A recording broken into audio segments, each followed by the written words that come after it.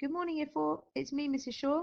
It's the 18th of January, and this is your first lesson for this week of reading skills. It's week 2 of our Beowulf text and the final week of that, so we're going to finish the text this week. I can't wait to find out what happens again because I've forgotten. If you'd like to write the short date and the title and circle the I, and then you can have a go at the challenge on the right-hand side. You can pause me now.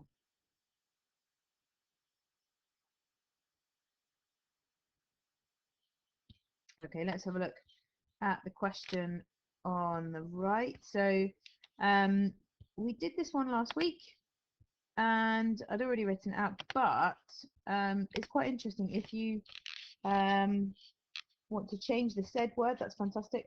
So Derek there, he says, what's the time? So we open the speech marks, capital letters to start.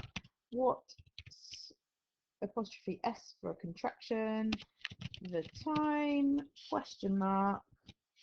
And because he's asking a question, we could say asked Derek, capital D for Derek. What's the time? Asked Derek. New speaker, new line. Open the speech marks. It is 4:10. And then we need to close our speech marks. Before that, we need a comma, our punctuation. Then we close the speech marks. So our punctuation is inside the speech marks. And then we might say replied Andrew. Full stop. Brilliant. Let's go for it. Right, pages 35 to 39. And then we're going to have a look at the questions. So here we go. So Beowulf is here. They had a party and they sung some songs about killing monsters, which Grendel wasn't happy about. Let's have a look at the next chapter, chapter 5, the battle. All I have ever wanted is a quiet life. I've dreamed of a home where there are plenty of eels to eat and no mum to nag me. I've even drawn a picture. Do you want to see it? Here it is. Notice my little cave with running stream, a cold room for my food, and a row of marsh marigolds and wild garlic in the front garden. Not a human in sight. Now, thanks to a quirk of fate that had the Danes thinking my land was theirs, I was forced to live alongside a rowdy bunch of neighbours from, well, you know where, and they called me the Nightmare. Enough already. I decided I was going to put a stop to their partying that very evening. I was going to go over there to scare the living daylights out of them and send them running for their ships. Keeping my temper with difficulty, I waited for my opportunity. The revellers sang and danced and ate and drank as if they had already defeated me. I stuck a finger in each ear to try and block out the noise. It was no good. Finally, the king handed the hall over to Beowulf and his men to guard and went to bed. The party-goers fell into bed snoring like thunder. Even the guards were nodding at their posts, having done far too much feasting to remain clear-headed. No one heard me crack open the door, or so I thought. I curled my talons around the edge, scratching the wood with glee. "Ah!" I shouted, and exploded into the room. "You will not have parties without me!" I overturned a table. "You will not sing stupid songs!"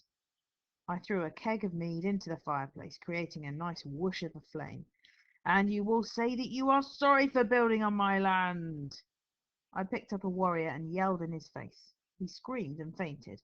I threw him aside and continued with my rampage, thoroughly enjoying myself. This was payback. Big time. Okay, we've got to stop there. Let's go back. Right. Up to page 39. Fantastic. A bit of a cliffhanger there. I will pop these questions up for you and then I'll come back in a moment to go through the answers. So have a look.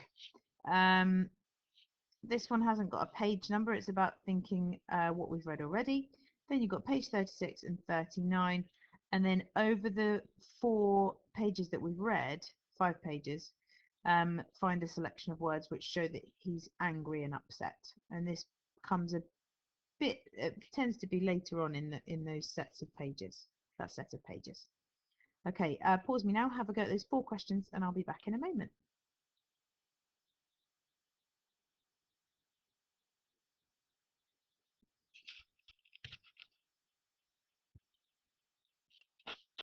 Okay, let's have a look at the answers. So, question 1. Why do you think Grendel's perfect home doesn't have any humans in sight? Use information from what you have learnt about Grendel's experience of humans. So we know Grendel doesn't like humans. Okay, we saw his home was lovely. It had all the things he liked, like eels and running water outside. Fantastic. So I put there would be no humans in Grendel's home because humans annoy him with their loud noise and parties. He wanted to be on his own. He didn't even want to live with his mum. So anyone would be annoying to him, but as they were so noisy and invaded his land without asking, then he was even more cross with them. Question 2. On page 36, what word does Grendel use to describe his neighbours?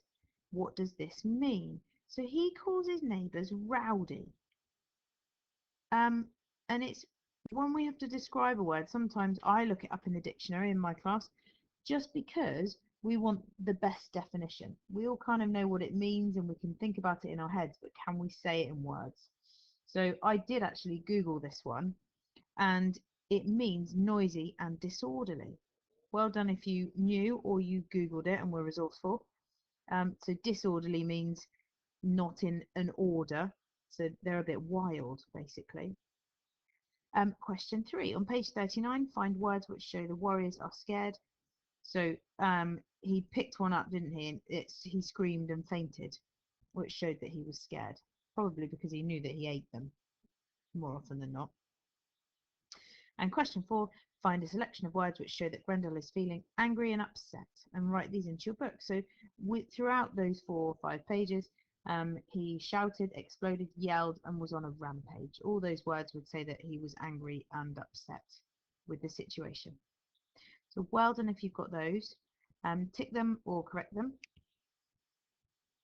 If you've got something slightly different and you want to check with a parent, that's fine. Just check with a grown-up in your house, or you can ask your teacher on the question page on Teams. Okay, this is a small challenge for you for the plenary. You can pause in a moment and tell me what these words mean. So Anglo-Saxons, Mede, and a Dane. So you might know, you might want to look it up. So go to a different tab on the internet and search for what these words mean.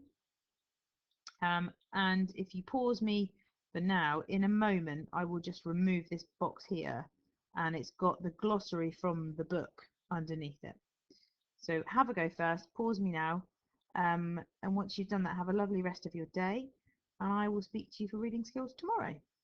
Have a lovely time.